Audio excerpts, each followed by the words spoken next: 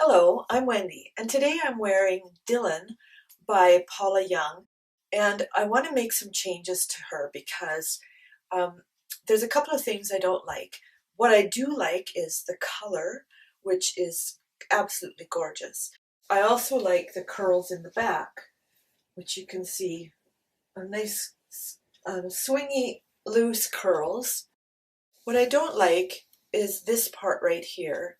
Um, it's all one length from here to here, and I much prefer a tapered side. I also don't like too much hair close to my face. I also find this is too long and too heavy. So what I'm going to do today is trim this wig to suit me. Now, I'm not a trained hairdresser or hairstylist. I'm an artist, and I just have a knack for doing things with my hands. See, I don't like this in my face. And I've cut my own hair forever, and all of my family and everything. So it's just something that it comes naturally to me, and I'm not too perturbed about cutting this wig, even though with a wig you have to remember it will not grow back. So if you blow it, you've probably ruined it. But I'm not going to do that. I'm going to trim it how I want it trimmed, and I'm going to make it so that it suits me better, and it suits my life better, and it just works better for me.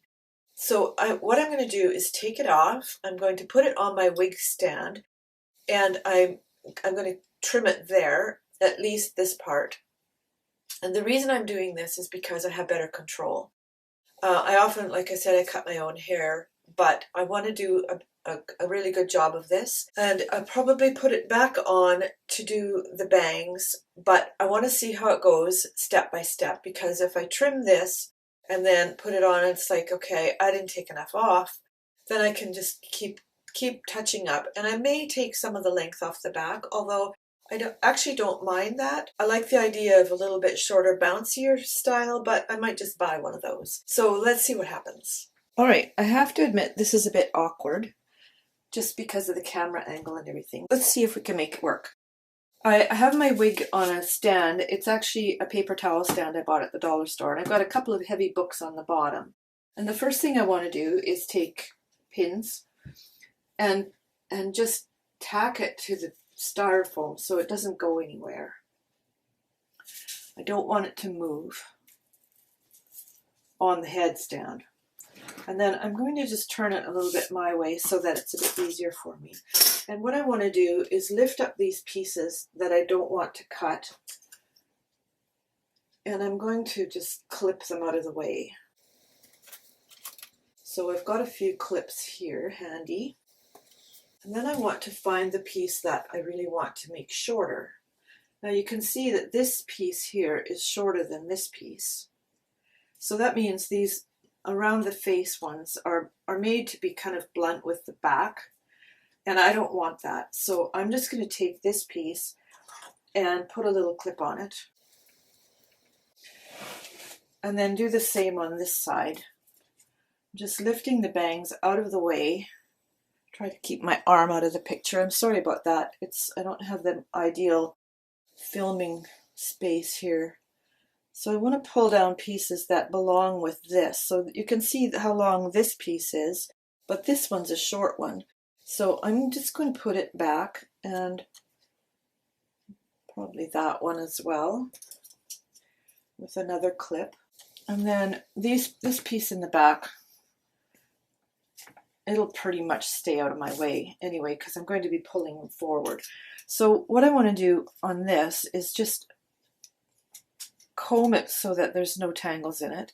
And as you probably know, if you have a longer wig, they tend to tangle quite easily, much more so than with your own hair. So I've kind of measured what length I want this piece to be in the end, and I want about 3 inches off the bottom.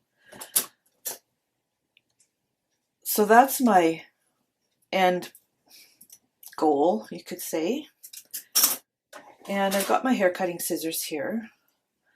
But what I want is shorter all the way down to there. So I'm going to be cutting it at an angle like this. And just so you know, if I blow this completely, I'm okay with it, because I'll just do something else with the wig. Now, ordinarily when you cut hair, you hold it above where you're going to cut, but I don't want this to get away from me. There's a few strays there, missed. So this is the side piece now. Now I could go in and just snip the ends a little bit, but I think the curl is going to hide any kind of bluntness. So now, let's turn this around. You can see the difference between this side and this side. And now what I want to do with this one is measure the shortest piece so that I start in the same place. And I already know that I want it to be about 3 inches off the bottom when I'm finished, the final length of the taper. So I'm just going to do the same here, but because I'm right-handed, it's going to be a little bit awkward from this angle. But I want the shortest piece to start right about there. So I'm looking at the bottom and looking at my sort of 3 inches that I want off. And this time I'm going to cut up towards this mark. Just put a little mark on her face right there at this same angle.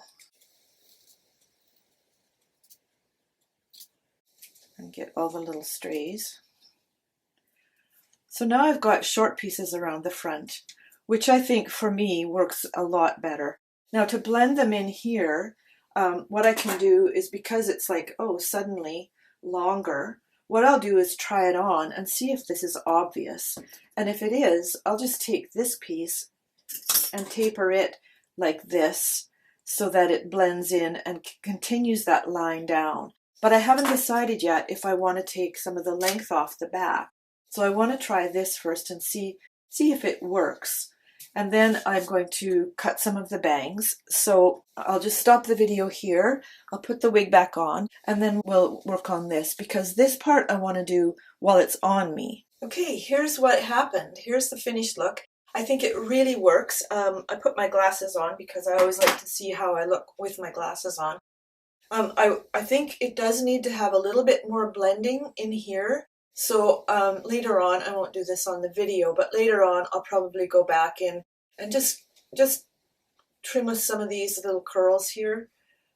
And I'm looking at them in the mirror behind the camera, so that's, if I'm going like this, that's why. And now what I want to do is trim the bangs a little bit, because curtain bangs don't really work for me, especially if they're curly and they're falling in my eyes, because it makes me kind of go like this and it interferes with my glasses, which I have to wear in order to basically see.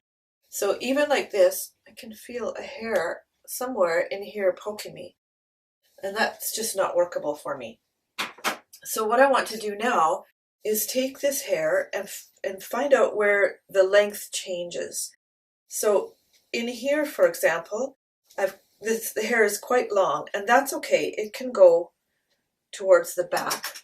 So I'm just going to clip it back, because once it's let loose, it'll fall to the sides, which is good. And then you can see how much shorter this hair is here, which is supposed to be the bangs. Now, this is how, again, these are longer on the sides, and that's great, that's fine. But what I want to do is basically take the part that's pretty much in front of my eyes, like this, and make it shorter. And how I want to do that is, first of all, I measure.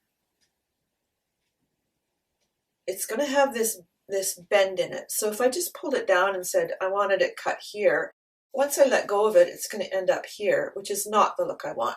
So basically, I want to cut them longer than I think I need to in order to make them land just around my eyebrow. So if I bounce it up like that and go, okay, what length needs to come off in order for it to land there, and then I add a little bit, like ½ an inch, I would say about there. Now I want to pick all this hair up, and then I can see that basically I only need to take about that much off. So I'm going to take it like this. And the reason I'm pulling it up is because it comes from different parts of the head. When you let it down, then it's layered. And I'm pulling this up here like this. And I'm cutting it at a bit of an angle. So it's going to be shorter here than at the end. See that? Now I can let it down again and go, okay, where are we now? Say, okay, is this bang short enough for me? And the answer is actually no, it's not, especially right in the center here. So I'm going to do it again, and I'm going to just take a little bit more off at an angle, because I really don't want hair in my eyes. So does that work? Yes, much better. Okay, I'm going to do the same over here. I'm not taking the stuff from the side. I'm just taking the stuff that's basically just kind of straight in front, like that. And do it the same way. So because I'm right-handed, I'm cutting from this side, but I'm starting at an angle and going down this time instead of going up. And believe me, it's hard to see without my glasses, so I'm going to put those on anyway. My distance vision is excellent. I'm surrounded by mountains and I can count the trees on the top of them if I don't have my glasses on, but reading is a different story. Okay, so this one also I compare to this one. Let's see where we are here. I'm going to use the mirror I have on the side here, which is a 3 times magnification, so that I can actually see exactly where we are. So this one is a little bit shorter. And I'm going to take just a little bit more off this side. So you might say, well, what if I don't want to part it in the middle? That's not a problem, just part it somewhere else. But the result is the same. If it falls in my eyes, it's not going to work for me. I can take this and push it over this way, and it's actually a look that's more me. Because I normally part my hair on the right-hand side anyway, that's probably the direction I would go with it. But the result is the same. It's not in my face anymore. And if I wanted to, I could actually layer it a little bit more through here or take a little bit more off. But I'm not going to do that right now. I want to live with it for a little while and see how I like it. I could even layer it more, because these layers are quite long. I could layer it more through here, but I'm not going to. What I will do when I have it off is just take a little bit off here. In fact, I think I'm just going to do that right now. Try to get the stuff right out of my face. And just feel where it's coming from as well. Because I want it to cut the hairs to come just behind my ears. And there's really only one long one here, which kind of contributes to that. That's easy. Same over this side. I'll get this one just from behind my ear and see if there's a long one in there that's giving me trouble. And the answer is yes. And then it'll blend a lot better. All right, so my question is for myself is, do I like it like this? Do I want all this fullness? Do I want these curls? I think what I need to do is just wear it for a while and get used to it. Because anytime you get a new wig, you get a new look. And sometimes you put it on and you go, wow, this is so me. And other times it's like, what was I thinking?